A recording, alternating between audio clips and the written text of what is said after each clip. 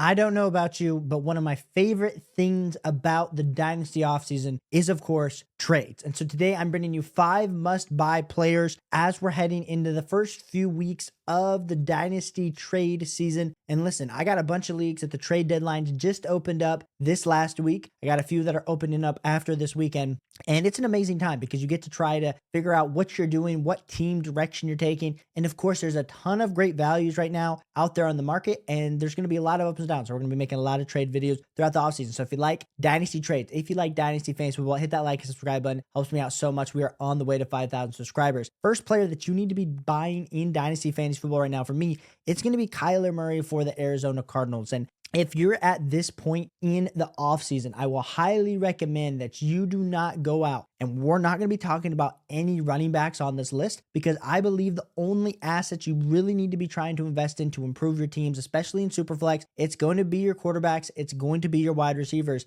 And Kyler Murray, as much as it maybe wasn't the year I was hopeful for, that a lot of people were hopeful for with Kyler Murray, as he went out and put up QB 12 numbers. So he was a QB1 for fantasy football with 18.1 fantasy points per game, 541 attempts, 3,800 passing yards, a 68% completion percentage, 7.1 yards per attempt, which was up over the last few years, and 572 rushing yards with 5 rushing touchdowns, 21 passing touchdowns. Like we said, this was not a bad year for a normal quarterback, but for a guy like a Kyler Murray, who we had seen in years 2 and 3 put up QB3 and QB4 points per game basis, this was kind of in line with what he's done the last 3 seasons. You add in Marvin Harrison Jr. into this offense, you still have Trey McBride. A lot of people were excited, and I would say a little bit sad about the overall output of what Kyler Murray was able to do. Now, when you're looking at him on the overall keep, trade, cut market right now, he's going off as the overall player 35, overall QB 13 in rankings. So when we're looking at quarterbacks that are going above him, you got Caleb Williams, Bo Nix, Jordan Love. Guys behind him, you got Baker Mayfield, Brock Purdy, and Michael Penix Jr. Now, if you're looking at like value adjacent players, guys like a Breece Hall, a Garrett Wilson, and AJ Brown are going above Kyler Murray.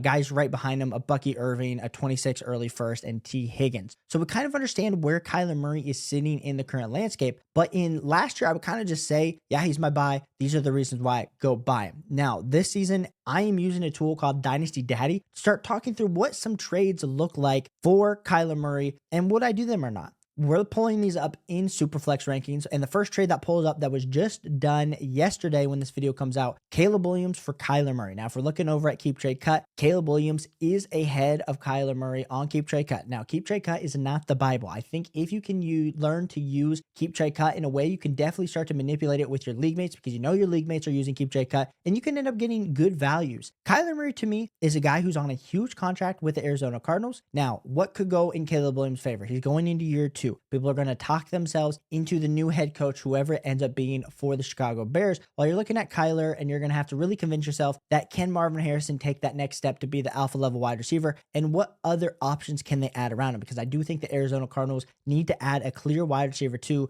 to help out Kyler Murray. I like this deal if you're getting the Kyler Murray side, especially if you need a QB2 that has high-end upside. I would prefer to take Kyler Murray over Caleb Williams because we have seen it. Let's go to this next trade. We got the 110 and Dak Prescott traded for Kyler Murray and the 201. I absolutely love this deal for the Kyler Murray side, mainly because when we're looking at this overall rookie class, which we'll talk about in another video, pretty much the 110 to the 201, that's probably going to be the same tier for me. I think there's a pretty big tier gap once you get to the 107 back to the end. So for me, I want the better quarterback, and clearly that's going to be Kyler Murray for me. We'll have to see who the Dallas Cowboys hire for their coach with Dak Prescott. But I think the days of Dak Prescott being an absolutely elite level Dynasty fantasy football asset are a little bit behind us. I'll take Kyler Murray and the 201 there. And this other trade, we get Devon Achane and Jordan Love traded for Marvin Harrison Jr., Kyler Murray, and Cole Kmet in a 2-quarterback, 12-team, start 10, full PPR, half-point tight end premium league. Listen, like we said, Devon, Jordan Love. Jordan Love is going ahead of Kyler Murray right now in the Keep Trade Cut rankings, almost 3 spots ahead of him. You got Devon, who is a top 5 running back currently right now in the Keep Trade Cut rankings. But then you do have Marvin Harrison Jr., who right now in a bunch of startups, I've seen Marvin Harrison Jr. go in the early part of the 3rd, middle part of the 3rd. You got Kyler Murray, who's going in the back end of the 3rd, early part of the 4th, and Cole Kmet. So technically the best player is Jordan Love. But if for me, you get a low-end QB stack with Kyler Murray and Marvin Harrison Jr., if they can ever figure that out, I think I lean the Kyler Murray, Marvin Harrison Jr. side. But you guys let me know down below. I think Kyler Murray, he's my first overall buy for Dynasty Fantasy Football.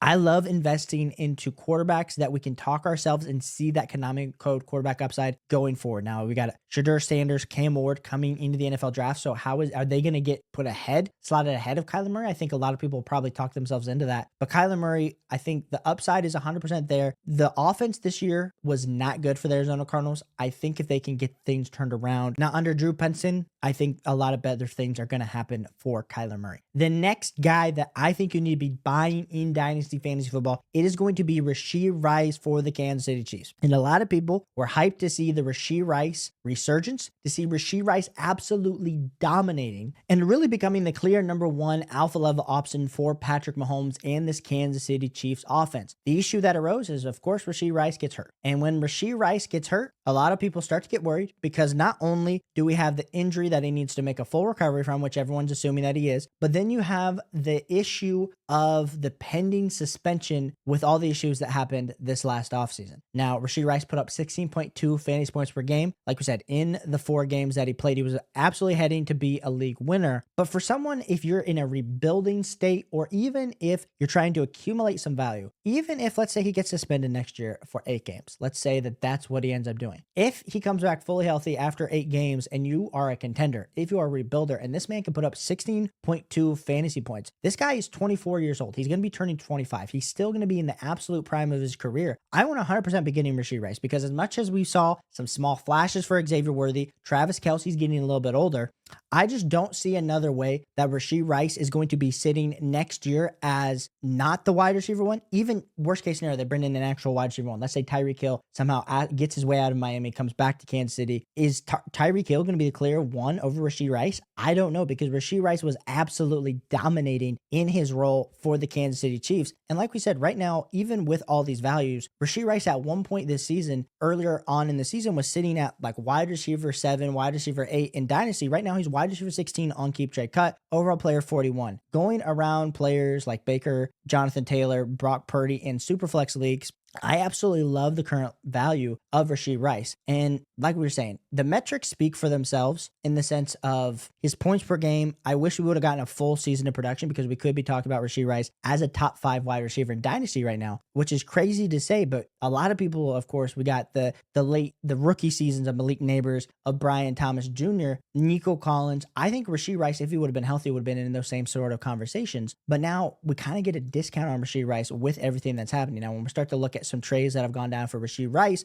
in the 209 for Joe Mixon and TJ Hawkinson, without a doubt, give me the Rashee Rice and the 209 side. We got Jalen Waddle straight up for Rashee Rice. If you can get off of Jalen Waddle, I know a lot of people are potentially excited about, hey, what if Tyreek Hill ends up getting traded this offseason from the Miami Dolphins? Give me the Rashee Rice side. We got Rashee Rice in a 2nd round pick for Kyren Williams. Like I said, I'm never one to be buying running backs at this point in the offseason, but give me the Rashee Rice side. I think that's a huge dub. Devon A-Chain in the 308 for Rashee Rice in the 107. Ooh, listen, I understand Devon. He's a league-winning running back. It's going to be pretty expensive to try to acquire one of these hammer running backs, and Devon's 100% that. But I want the Rashee Rice and the 107 side in Dynasty Fantasy Football. Absolutely have to think you have to be going and giving Rashee Rice a try. Now, we're going to come back to my next buy right now, and it is going to be Chris Olave for the New Orleans Saints. And Chris Olave is one of those guys who is going to be heading into his year 4 of his career. He's put up 13.2, 14.5, and then this last year, 9.6 fantasy points. So he hasn't ever eclipsed 15 fantasy points. He did in 2023 get 138 targets for 87 receptions, but the biggest thing that's been holding Chris Olave back has not only been quarterback play, because Derek Carr the last 2 years has been cheeks, and then you look at Chris Olave's overall injuries, those concussions, and there's a lot with this profile to be scared of with Chris Olave. Now, over on Player Profiler, if we pull up his overall efficiency from this last season, we can see that Chris Olave is a very efficient wide receiver. We all know that. The question is, can he stay healthy and can he get a quarterback that can throw on the ball? Because right now on Keep Trade Cut, my man's coming in as the overall player 62, overall wide receiver 22. And when we're sitting in this range of value adjacent wide receivers, he's going behind George Pickens, ahead of Jameson Williams, Xavier Worthy, Jalen Waddle, pretty much valued around a 2026 mid-first. I just think the value How long can the Saints have a crappy quarterback? And maybe that can be forever. Maybe it can. Maybe they're not going to be able to get the quarterback of the future this offseason with kind of the lack of quarterback options. But Chris Olave feels like he's on that DJ Moore level trajectory where you're always like, man, if he had a quarterback, it would be amazing. Man, if he didn't have the concussions, it would be amazing. But if you're rebuilding, I think Chris Olave is a great asset to kind of go try to nab because he is still in that early part of his career. He's 24.5 years old. He's going to be 25 next season. We're still looking at him getting into the prime of his career.